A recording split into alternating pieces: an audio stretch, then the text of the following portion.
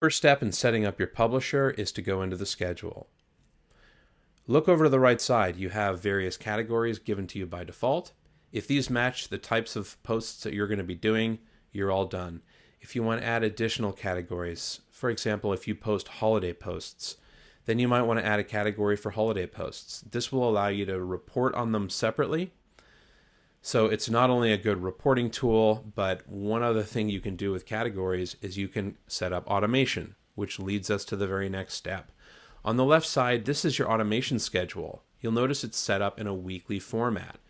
So every week, what this is telling me is that you are going to send out on a Monday, for example, 4 different posts. Each one of these schedule items represents a post. So let's take the first one, for example. Monday rolls around, it's 8 o'clock. What our software is going to do is we're going to try to match all of these conditions. So the logic goes like this. It's Monday at 8. Any post that you have tagged with any of these categories will go out at 8 o'clock in the morning to these social networks. So let's say you published it and you selected all the social networks, a profile from each one of these social networks. If you turn off all of these except for Facebook, what will happen at 8 a.m. is we will send the Facebook portion of your post at 8 a.m. But because the others are turned off, it will leave those other networks in the queue. I'm going to save this.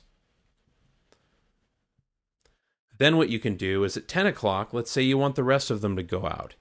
So since we have the same category, let's say it was inspirational, and the category matches again, what we're going to do, and let's turn Facebook off here, the net result of this will be the rest of that same post will go out to the other social networks at 10 o'clock.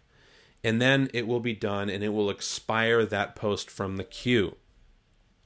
The only exception to this is if you have requeue enabled. And I'm going to show you this when you start publishing to social media. So I'm going to, let's save this. So now let's take our example where we requeue our posts. When you requeue, what happens is all of the items that are fresh in your queue are going to be selected first. But if you run out of content, let's say you go on vacation for a week and you have no fresh content added to your queue. What we're going to do is look at all of the items that you have tagged as a requeue. These are evergreen items, things that might talk about your brand. They're not news of the day specific. So if we find a requeue post that matches all of this criteria as well, then we're going to go ahead and send that requeue. What this is going to do is keep your feed full of content no matter what. So you want to make sure to publish quite a few different requeue posts as well.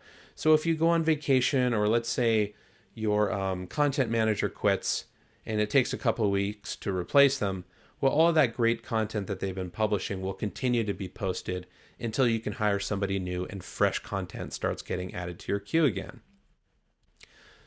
So let's jump into the publisher. This is going to be your day-to-day. So what you do, like let's say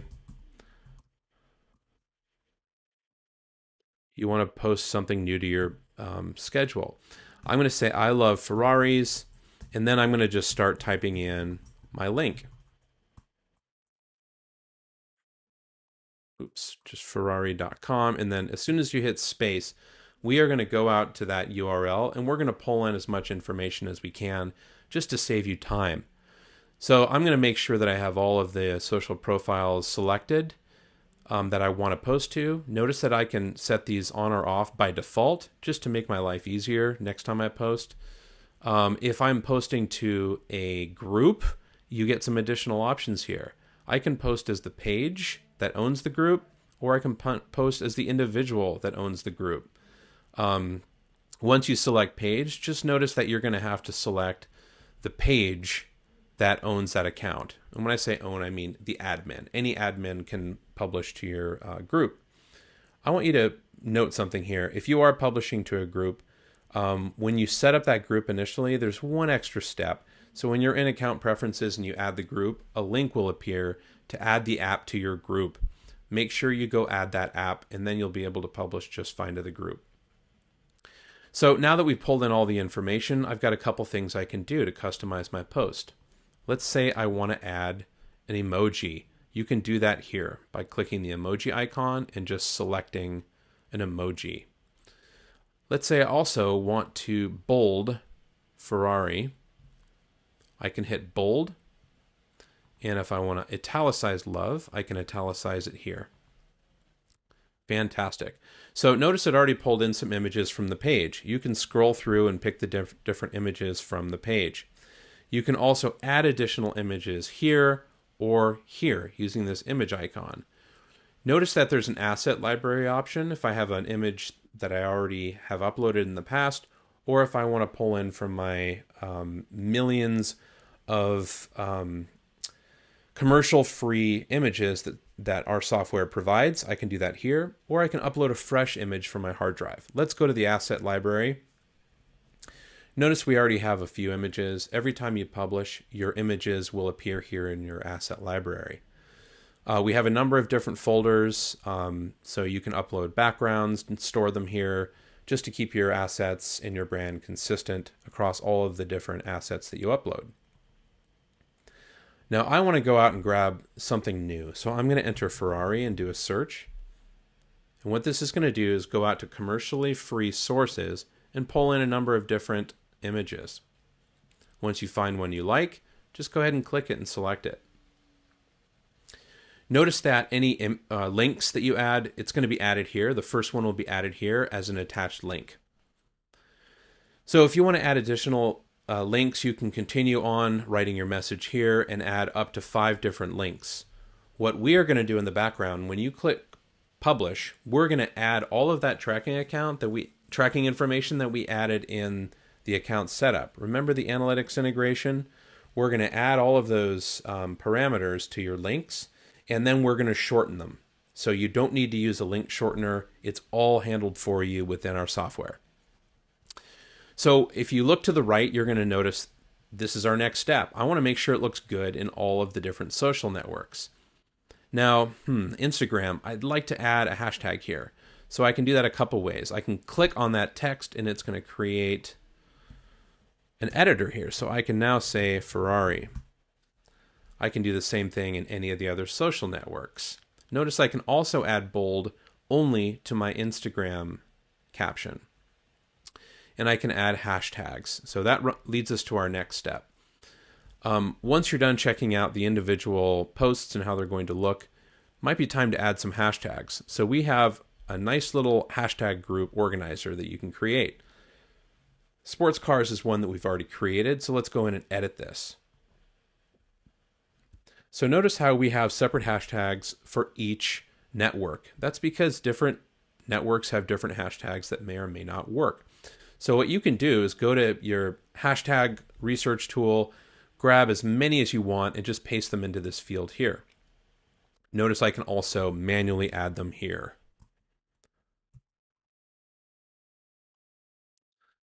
So what our software will do is we're going to automatically and randomly pick this number of hashtags from your list. So if you add 100 here, we're not going to post 100 to your post.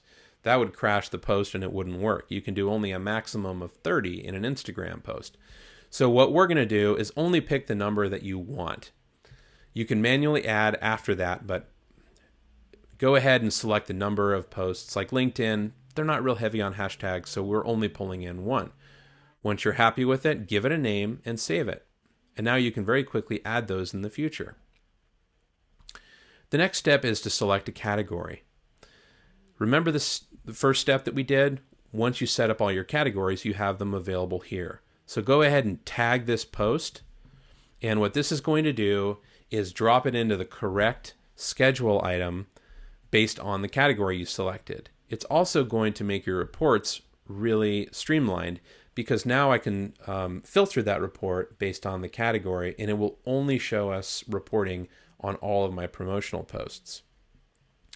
Now remember we talked about requeue? This is where you're going to tag it as a requeue. So this is going to be for all of your evergreen content, and you can auto expire this information or this content just by selecting these options below. Let's say I only want this to go out 6 times. I would just enter 6 here.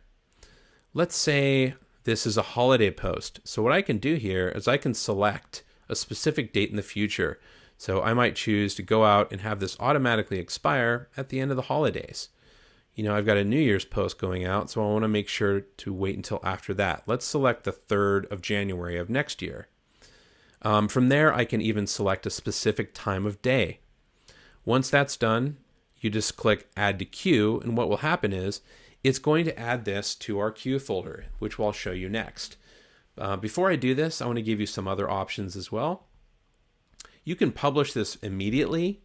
You can schedule this for a very specific time in the future by selecting a date. Notice that I can also requeue posts that I schedule immediately or schedule for a specific time in the future, or posts that I add to the queue. That's very important. So I could post this immediately if I have to get this out right now, but if it's also evergreen content, I might as well put that in my requeue. So now I've got that evergreen content reposting in the future as well. That's an area of flexibility that you won't find on pretty much any other software. So use that frequently whenever you can. Make sure your requeues stay populated, and make sure you expire stuff that is just getting stale, just to keep it fresh. So there's one other, instead of just selecting a date here to schedule, there's one other way I can do this. I can optimally post this. So when I select optimal, what's going to happen is, this is a brand new test account, so it's not going to recommend much for me, but it's going to go out and recommend post times based on what we observe for each one of your social networks. And the way we do this is we're constantly checking who is clicking on your posts. So now we know exactly when you can post. You can get really detailed here though. Remember we set up lead conversion tracking and revenue tracking? Well, if you've already done that, I would wait until you've posted maybe 30 times just so we can have the opportunity to analyze your account longer. What we can do, if you click this calendar icon, not only can you select an optimal time here, but within the optimal, you can go into, let's say, Facebook. And now what it's going to do, it's going to show you just for Facebook alone, these are going to be your future times that we recommend. We don't have any sales conversions yet, so we can't recommend anything, but let's say we choose optimize for clicks. If we had a bunch of clicks already in our test account, it would show us dark blue cells for the most optimal and lighter blue cells for less optimal. So it'll show us in the next 24 hours the optimal time to post based on when people are most likely to click. I can also expand this. In the next 48 hours, these are the times that we recommend. So any custom conversion events, it'll also show. So we set up a test drive conversion event for when people select, okay, I want to test drive a Ferrari, and they submit that form to request a test drive. Since we set up a custom conversion event, now it's actually going to recommend times to post to social media when I am most likely to get a test drive. That is very powerful, so make sure you make use of this. Once you've done that for each of your different social networks, then you can go ahead and schedule. But for the purposes of this test, I'm going to go ahead and publish this immediately.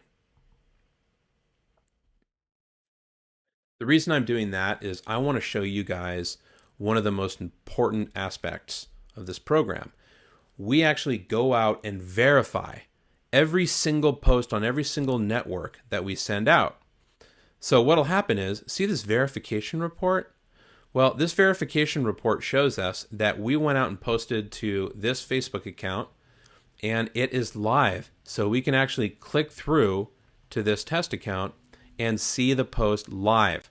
This allows us to add if we want to boost the post, we can see that. If you have a client that wants to verify it, now you can take a screenshot and say, see, it is actually on the social network. This is a big time saver. So once we're done with that, I'm going to move on to the queue. What the queue folder will do is show you all of your upcoming posts. If it's already been sent, it's going to jump into your sent folder. But for now, I want to show you around in the queue. So these are the 2 posts that are still going to go out. Notice that we've already sent one immediately. That would already go to the sent folder. So what these are some test posts that I queued up before I started this video. So we have a requeue post here and a requeue post here. You're also going to see queue posts. So let's say I add a post to the queue and I select it as a requeue. It's not going to immediately show up as a requeue until it's gone out at least once. So what you're seeing here, this is the post that I just sent down here. So what happens is, remember we sent that as an immediate post, but we also switched on requeue. So that's going to drop it to the end of the line. It's going to tell us when we asked it to stop posting. Remember, I selected January 3rd, 2022 after the holidays. It's going to tell you this, so you can plan for that. It's also going to show you the date that it was originally added to the queue. So this one up here was sent originally as a queue post. Once the queue posts automatically go out, then it will start showing as a requeue. And scheduled items will say scheduled. Within here, I have a couple options. I can open this as a copy if I want to send this again with a slight variation. I can edit the post, or I can delete the post out of the queue. Next step, let's jump into the sent folder. So what's nice about this software is we archive everything. So you always have a nice little archive of things that you've sent out in the past. But not only that, it's a big time saver, because what you can do is click on actions and you can open this as a copy. So if you have a post that did well that you want to send again with a slight variation, no problem. Just go ahead and open it as a copy and you'll be ready to send it again. You can also run your verification report again. Let's say a client says they don't see it in their feed. You can run a verification report, click on view in live feed, and send them a screenshot. Change the link. Oh boy, this one really helps. So this can be a real lifesaver. Let's say that you posted the wrong link in your post. Well, every single link that you ever send, we actually manage those links because we're a built-in link shortener tool as well. So now what I can do is say, you know what, with Facebook, I promised the client that I would also add a parameter for them and say source equals social. So now what I can do, instead of having to delete that post, is I can change this. Even if it's been shared 1,000,000 times, it doesn't matter. All links that are clicked now that went out to Facebook for this post will now be redirected to this URL. So that can really save face if you happen to post the wrong link in a post. Go ahead and save the changes, and that is immediately matriculated across that social network, all shares. Next step is to go to drafts. Oh, before I move on, I want to note that there's a filter here to quickly find items in your queue, and you can also filter by category. And more importantly, there's a delete feature that we have that is pretty advanced. Some of the social networks allow you to delete posts using their API. So what that means is when you delete them here from your sent folder, it's also going to delete the live posts. We will indicate which ones were deleted from the live social network and which ones still require another step for you to go out there and delete them manually. The drafts folder will basically show any posts that you saved as a draft. I do not recommend using this as part of your approval workflow. If you have a separate person doing your social media, don't ask them to save them to drafts folder before you look at them. The best thing to do is go into your user management, which we'll go over later, and create a separate workspace user for your employee and a separate workspace user for yourself, and then set up automated routing. What that will do is when they publish, just like I just showed you how to do, it's automatically going to be sent to you for your approval, approve it, then it will go out to the social networks. It's much better than filling up a drafts folder and then opening it and then publishing it after you make your edits. Now, there's a couple other advanced features I want to show you before we move on. The import feature. First thing you do to create a spreadsheet of bulk posts to post to the software is to download an example. This will create a spreadsheet for you to show you exactly how to create your bulk posts. Now, let's say you have 100 posts that you want to create. You can just create this spreadsheet with 100 posts in it. Specify which images, any videos that you have. Go ahead and specify everything you need within that spreadsheet.